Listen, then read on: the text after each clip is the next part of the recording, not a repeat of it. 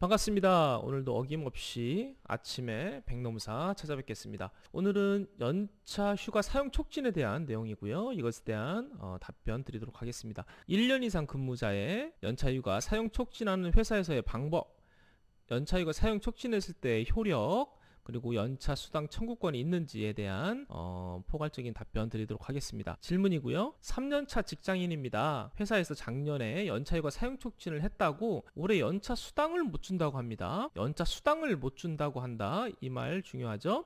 제가 보기에는 회사 운영이 엉성하거든요. 회사의 말이 맞는지 확인 좀 부탁드리겠습니다. 라는 질문이었고, 이거에 대한 답변을 이렇게 영상으로 남기고 있습니다. 자, 우리 회사 옥상에서 찍은 사진인데요. 어제 날씨가 너무 좋았죠. 오늘은 좀 아침에 춥네요. 안녕하세요. 천안노무사, 청주노무사, 백노무사입니다. 먼저 아래 근로기준법 제61조를 봐주셔야 되는데 설명을 위해서 필요하고요. 쉽게 설명드리도록 하겠습니다. 자, 근로기준법 제60조에는 연차 휴가에 대한 전반적인 내용이 있고요. 61조 바로 뒤 조항에서는 연차 유급휴가의 사용 촉진에 대한 그런 방법과 그 효과에 대해서 명시가 되어 있는데요. 빨간 글씨 보시면 다음 각 호 뒤에 1호, 2호가 나올 건데요. 다음 각 호, 1호와 2호의 조치를 하였음에도 불구하고 근로자가 휴가를 사용하지 아니하여 제60조 제7항 보문에 따라서 소멸된 경우에는 사용자는 그 사용하지 않은 휴가에 대한 보상할 의무가 없다. 보상할 의무가 없다란 뜻은 연차 수당 돈으로 지급할 의무가 없다란 뜻이고요. 이 부분이 바로 연차 휴가 사용 촉진했을 때의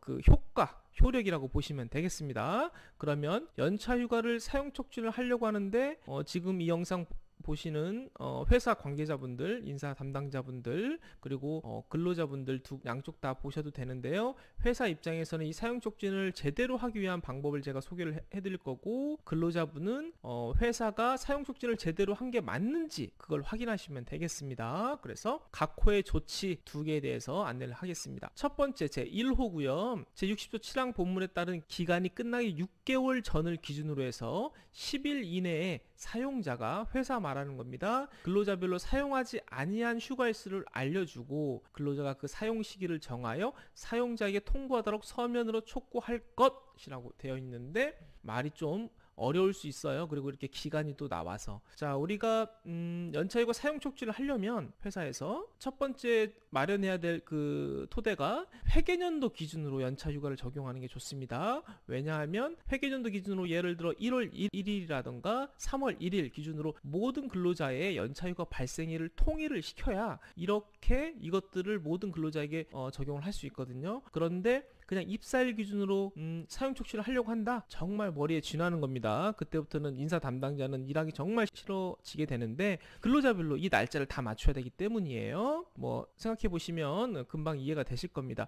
그래서 예를 들어 회계연도 기준 1월 1일 날짜로 우리는 연차휴가를 발생시킨다라고 했을 때 1월 1일 기준으로 제 1차 통보에 대한 설명을 드리는 겁니다. 7월 1일부터 7월 10일까지 서면으로 통보를 해야 되는데 무슨 내용을 통보하냐 하면 남은 휴가일수를 알려주고 사용 시기를 정해서 회사에 통보해 달라라고 해서 서면으로 이렇게 촉구를 하는 겁니다. 기간은 7월 1일부터 7월 10일까지 10일간 되겠습니다. 그래서 이 날짜를 꼭 지켜줘야 돼요. 이 날짜를 안 지켜준다면 이 연차휴가 사용 촉진 1차 통보가 잘못된 겁니다. 이 절차를 하나라도 잘못 지킨다고 하면 아까 효력이 연차 수당을 보상할 의무가 사라진다고 했는데 연차 수당을 보상을 해야 되는 거죠. 반대로 제대로 안 지켰으니까 하나라도. 그래서 이게 1차 통보에 대한 설명, 이 부분 제가 설명한 거예요. 6개월절을 기준으로 해서 10일 이내에, 그래서 10일 동안 이렇게 통보를 할 수 있고 서면으로 반드시 통보를 해야 되고, 그 내용은 남은 휴가일수를 알려주고 근로자가 이 남은 휴가일수를 언제 사용할 건지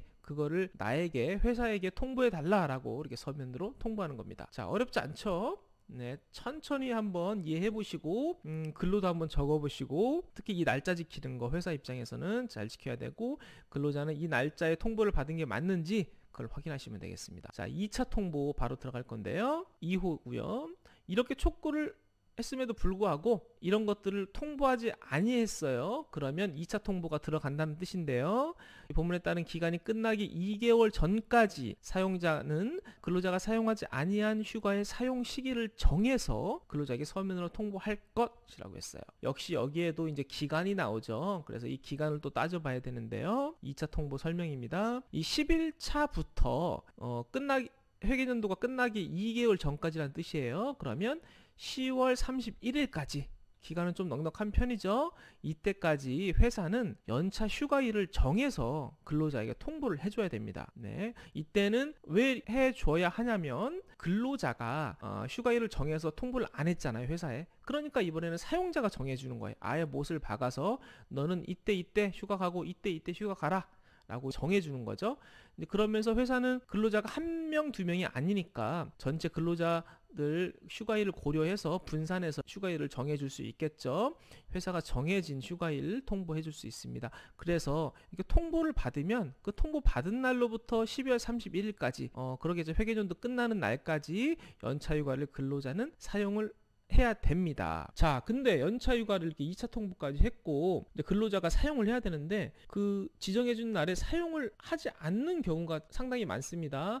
물론 회사가 이제 바빠서 이제 근로자분이 눈치를 보고 사용을 못하는 경우도 많은데 회사 입장에서는 쓰라고 했는데 근로자가 자꾸 그냥 뭐 안 쓰고 혹은 나중에 연차수당으로 받으려고 하는 것 같기도 하고 그런 경우에 제 3차 어떤 행동을 해야 되는데 그게 바로 노무 수령 거부입니다. 회사는 이 법에 의해서 1차, 2차까지 통보를 했는데 거기에서 끝나는 게 아니고 노무 수령 거부까지 마쳐야 되는데 이게 무슨 말이냐면 아까 회사에서 사용일을 지정해 줬죠. 근데 근로자가 연차 휴가를 사용하지 않았다라는 말은 그 날짜에 출근을 했다는 말일 거예요. 그렇죠? 그렇다면 회사에서는 그 출근한 그 근로자에게 당신의 노무를 수령하기를 거부한다 라는 명확한 의사를 밝혀야 연차휴가 사용 촉진의 모든 행동을 마친 거라고 볼 수 있습니다. 두 번째 통보에 의해서 연차 휴가일로 지정해준 날에 근로자가 출근을 했어요. 그러면 회사는 노무 수령 거부 의사를 명확하게 표시해야 됩니다. 지금 이런 걸 왜 하는 거죠? 네, 회사는 사용 촉진을 해서 연차 수당을 안 주려고 하는 그런 행동을 하기 위해서 이렇게까지 하는 겁니다. 3차 이렇게까지 해야 되고 구두 또는 문서 등의 방법으로 당신의 노무를 수령하기를 거부한다 라는 명확한 의사를 전달해야 됩니다. 그렇게 되면 근로가 되지 않고 그날에 이제 출근한 것은 근로로 인정이 되지 않는다는 뜻이에요. 그날 연차휴가를 사용한 것으로 보게 되므로 연차수당을 지급하지 않아도 되는 것입니다. 이렇게 노무 수령 거부를 명확하게 이제 전달을 해야 되는데요. 그 방법으로 그냥 한번 제가 3가지 정도 생각을 해봤는데 많이 이렇게 실무상 사용하는 내용입니다. 책상 위에다가 그 해당 근로자의 책상 위에다가 노무 수령을 거부한다라는 통지서를 놓는다. 두 번째, 구두로도 전달할 수 있는데 구두로 하면은 증거를 남겨야겠죠. 그래서 노무 수령 거부 의사를 밝히고 근로자에게 전달했다라는 그 상황을 녹음을 하면 좋겠죠. 그리고 세 번째, 컴퓨터를 딱 켰을 때 노무 수령 거부한다라는 표시의 화면이 첫 화면에 뜨게 하는 방법이 있어요. 이렇게 3가지 정도의 방법으로 노무 수령 거부 의사를 명확하게 밝히는 방법이 있고요. 이렇게 했을 때 비로소 회사의 연차수당 지급 의무가 사라진다. 연말까지 사용을 하지 않으면 이렇게 사라지는 겁니다. 그래서 다시 한번 정리를 하자면 1차로 연차휴가가 몇 개 남았는지 서면으로 근로자에게 통보를 해줘야 되고요. 날짜 아까 위에 확인해 보시고요. 7월 1일부터 7월 10일까지고요.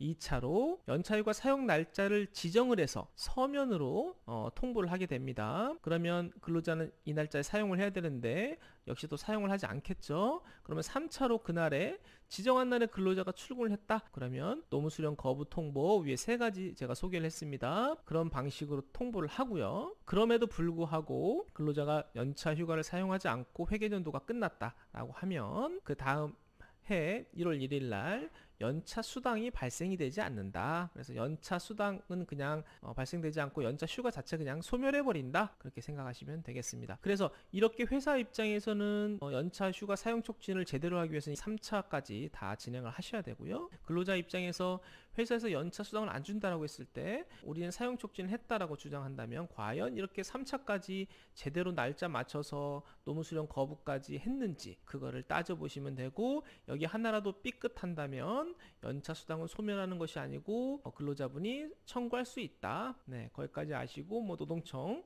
신고하시면 되겠죠. 해피한 수요일 보내시고요. 저는 농업의 현명 아산의 백승계 노무사였습니다. 네, 유튜브 백노무사 검색하시면 많은 또 동영상 시청하실 수 있고요. 다음에 또 뵙도록 하겠습니다. 감사합니다.